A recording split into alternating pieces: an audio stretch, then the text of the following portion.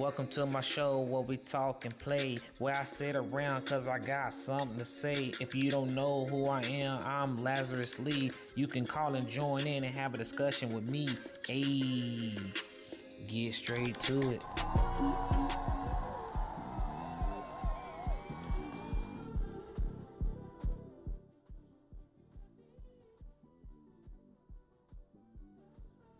We're gonna see what the take is with the 65 game room in the 65 game rule in the NBA.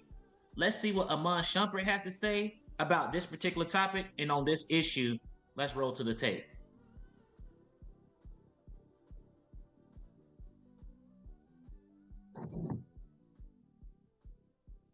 One second. Let me reset my timer.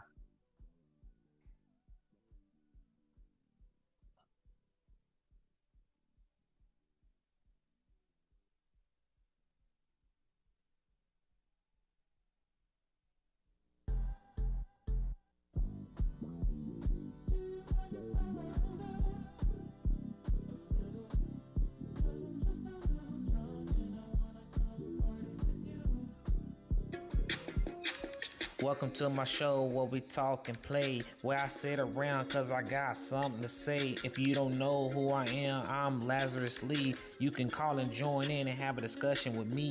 Ayy, get straight to it.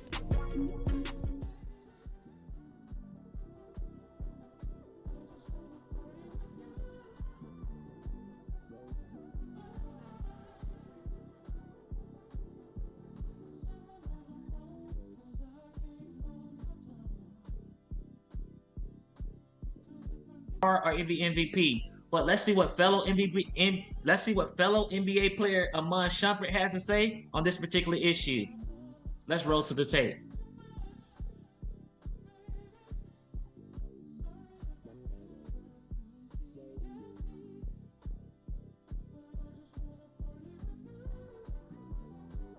Gotcha.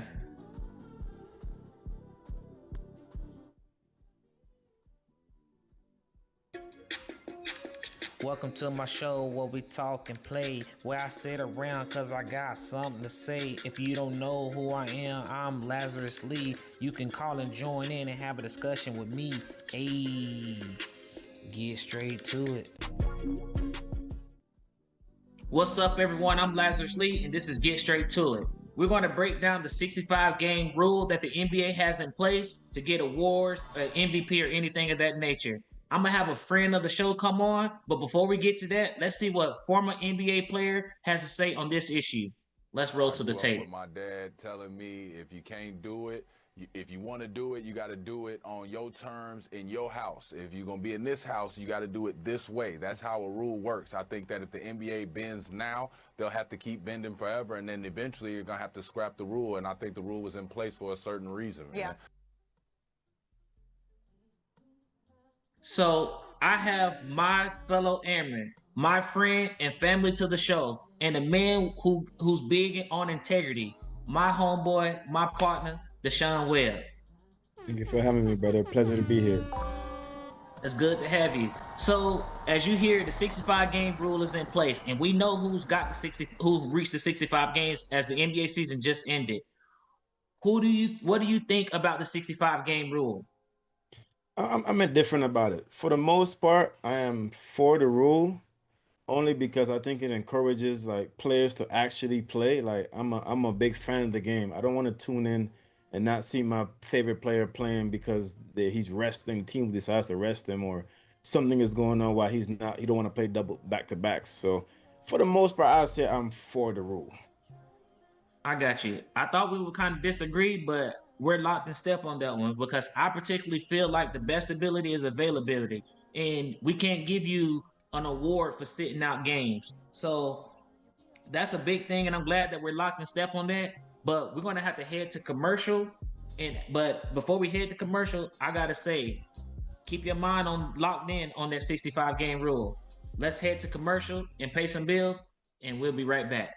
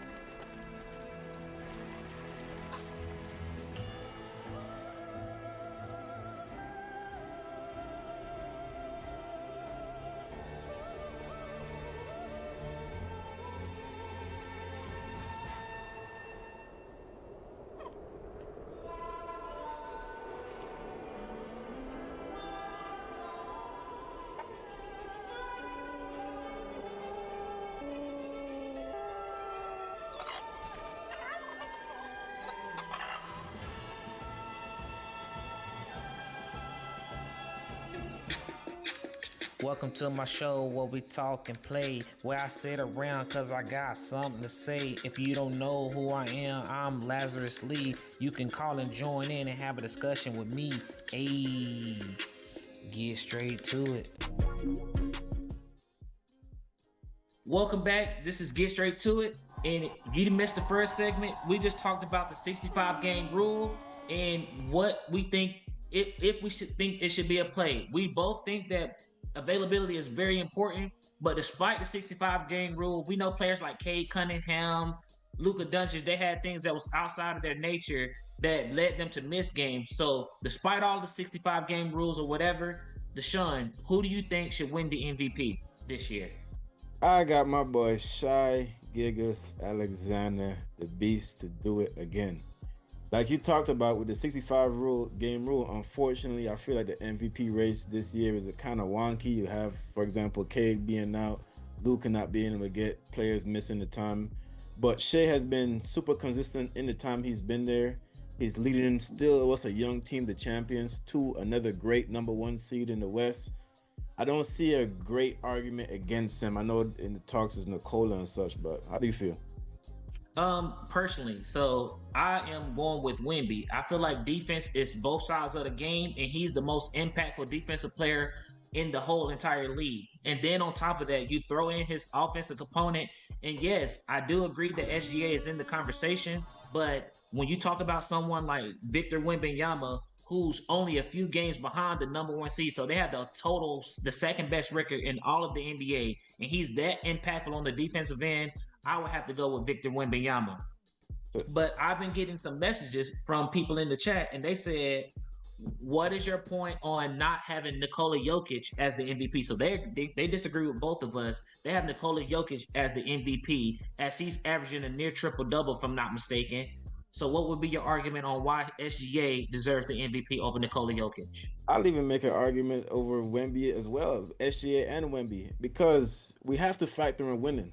We're talking about the two teams that's the biggest in the West. You know what I'm saying? So if we kind of factor that in and the consistency, I do think Nikola is in the race, but I don't think he should be above them just for that winning aspect, especially with the teams that they are carrying to these winning records. I got you, and I like that you said that. Like I said, Victor Wembanyama, I see the case. I see the case for Nikola Jokic, and I see the case for SGA. But MVP is only one award. Who do you have getting Defensive Player of the Year? Gotta be Wemby. Wemby is, like you said it earlier, I don't have him win an MVP, but he's nasty on the defensive end. He's a freak of nature. Maybe he's going for MVP next year, just not for me this year, but he's a freak of nature. He's long. You can't get a shot over him. He's just a 7'5" problem. Like, well, I don't know what else to say about it, you know? Yes, sir. I definitely agree with, like I said, I am a little biased because I am a Spurs fan, but I can't advocate exactly why he deserves to be the Defensive Player of the Year. He's the most impactful. And like I said, there's more awards. As you know, Cade Cunningham, Luka Doncic, like I mentioned earlier, they're not going to be able to participate in these awards and different things. So, you know, there's all NBA teams, first teams, second teams. Name some players that you think were on the bubble of not making a team, but that's now going to make a team now that those players are ineligible. That's a good question. I know we talked about. That's a good question. I'm not too sure. I don't know. That's a good question. I know Luka, they talked about him winning the scoring champion and such, but I'm not sure who's on. Yeah, I'm not. Yeah, he's ineligible. But I heard they were gonna appeal it, so I'm not sure who I put on the bubble. Like the gap between it is just like so far. Like yeah, I definitely agree. Gap, you know? I think some up and coming players like LaMelo Ball, who teams who wasn't really expecting, but they're in the play-in tournament and things of that nature. So I definitely feel like it's going to be some players, but you know what comes with those players who are on the bubble that's actually going to make a team? Do you know what comes with that? What's that? A larger payday. But late into a payday, we got to pay some bills. So let's head to commercial, and we'll be back right after this quick break. Who has the Doritos? Who has the Doritos? You want one? Sorry. Too bad you're down there, and I'm up here. Smells so good.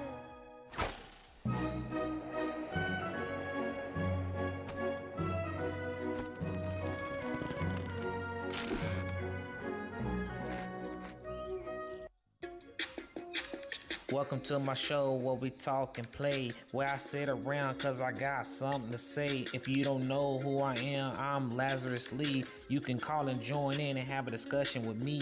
Hey, get straight to it. Welcome back to the show. Now we've talked about the 65 game rule and things in that place. We've talked about players that we feel like that's going to get recognition for MVP, Defensive Player of the Year. And while we may disagree a little bit, I think we're pretty locked in on some of the similar players.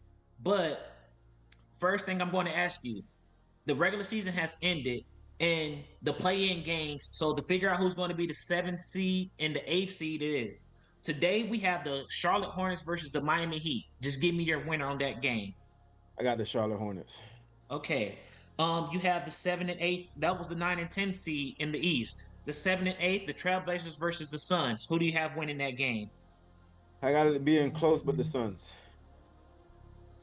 So if you have that close, what about the Magic and the 76ers? Who do you have winning that game? I actually think that's gonna be a pretty good game, but I got the 76ers edging out. Clippers and Warriors. Warriors. They that championship DNA. Okay, cool. So with that being said, I'm not going to go through every single bracket, every single thing. I just want to hit you with some of these things. Give me the two teams you have in the Eastern Conference. Okay. And then we're going to have your two teams you have in the Western Conference, and we'll break it down from there. But first off, I want to say I would have hoped that my Lakers somehow make it in there, but I'm not too confident. So if I was betting my actual money, I got OKC and the Spurs, the two MVP front runners, it looks like, out of the West. And I think out of the East, I'm going to go with the Celtics or the Pistons. They some dogs, boy. I think I'm going to go with the Pistons, both those in the conference finals for each side. Yeah, I think it's crazy that you did that. You went to the 1 and 2 seed in the East, the 1 and 2 seed in the West. So like that's exactly why I didn't break down all those brackets and things, because I kind of figured you were going to lead a little heavy. So now I'm going back to these awards, because it don't matter how many games you played when it comes to these awards. Who do you have winning Eastern Conference MVP? That's a good one. I think I got my boy Jaylen Brown, man. I know the team is a Tatum type of team, but when that playoff time comes, we've seen what Jaylen Brown has done. I got Jaylen Brown and the Celtics out of the East. I got you. And who do you have coming out of the West? I know you're not gonna like this take as a Spurs fan. And the Spurs been whooping on them a little bit in the regular seasons. But that championship DNA, man, I got OKC and Shy coming out the West. Okay. Well, so I think we're gonna disagree here. You ever heard the saying defense wins championships? I've heard it. And just so ironically, it seems like the Detroit Pistons is one of the top defensive teams. The San Antonio Spurs is one of the top defensive teams, but we know that OKC and the Celtics are no slouch when it comes to defense. I do feel like experience, and I understand the Spurs don't have a lot of experience, so that do give me a reason to pause. But like I'm swinging with the fences with my team all the way. I'm definitely going to lead to the Spurs. And surprisingly, not surprisingly, but I do have Victor Wembanyama winning the Western Conference MVP. When it comes to the Eastern Conference, I think Jaylen Brown would be the most likely favorite, but I do tend to go to someone who could be a sleeper, like Jalen Duren, because he's going to be dominant on the rebound. So he's going to be filling up all those stats, especially with Cade Cunningham coming off that collapsed lung. I know your lungs mean you can't run. You can't get up and down that court. So I know how important that is. And so for me, I would go with a sleeper like Jalen Duren, someone who can fill up the stat sheet on both sides. So definitely I have that. But I got one last question. So that means from hearing you have the Celtics and you have OKC. Who do you have winning the championship this year? OKC. I think OKC is just deep. Their team is too deep. And then fortunately for them, they have such a young core. So like they all got fresh legs. Shea gonna get 20,000 calls. I think it's gonna be tough. I mean, it's gonna be pretty tough because you got Jalen Brown on the other side, Jason Tatum, and you got some folks on the other side. But that team behind Shot is just too young. They're too deep. They're rough and tough. They gonna last in there. I definitely got OKC out of there. I definitely can respect that. When it comes to me, I definitely have the Spurs coming out. And surprisingly, like I said, I know I said Jalen Duren, but if it really came down to it, the Celtics, which I feel like they're the more healthier and more complete team with all the injuries that the Detroit Pistons are having, I'm going to have to say Jalen Brown. But a sleeper that I would say, someone like Derek White, someone who can get a steal, get a block, someone who can fill up the box score with 20 points Also, because they know that they're going to have to hone in on Jalen Brown, especially with Jason Tatum coming out like he's slouched because he's been coming off an injury and only played a few games this season. So I definitely love that. But I got a quick question for you. I'm listening. If you were to pick, we know what the big dogs. We know our choices. If we were to pick a sleeper, what's the sleeper team that could just you think may just come in and win it all? The Cavs. Solid team. You like them? Yeah. You like them with James Harden? I said sleeper because James Harden don't know how to show up in the playoffs. So who is your sleeper? I think it could be Nicole on them. I think it could be the Denver Nuggets. Another team with the championship DNA. All it takes is a good run again, and they right there with the big dogs, you know? I got you. Well, let's see what some of the chat is saying. I'm getting Denver Nuggets, Cavs. Someone said the Charlotte Hornets. They must be out east. I don't know where they get that from. But hey, I ain't knocking nobody going and rooting for their team. Like I said, I'm a Spurs fan, and we got everything. We beat the champs. We've dominated the Detroit Pistons, and we've dominated the Celtics. The only team that has had our number is the Denver Nuggets. So I'm rocking with the Spurs to win the championship. But Deshaun, I really appreciate you coming on. Like I said, you're family to the show, and you're welcome back anytime. No problem, brother. I appreciate you having me. Well, until next time, I'm Lazrus Lee, and this is Get Straight to It. Get straight to it. Get to it, get to it. Get straight to it. Get to it, Hey, get straight to it. get to it, get to it. You gotta get straight to it.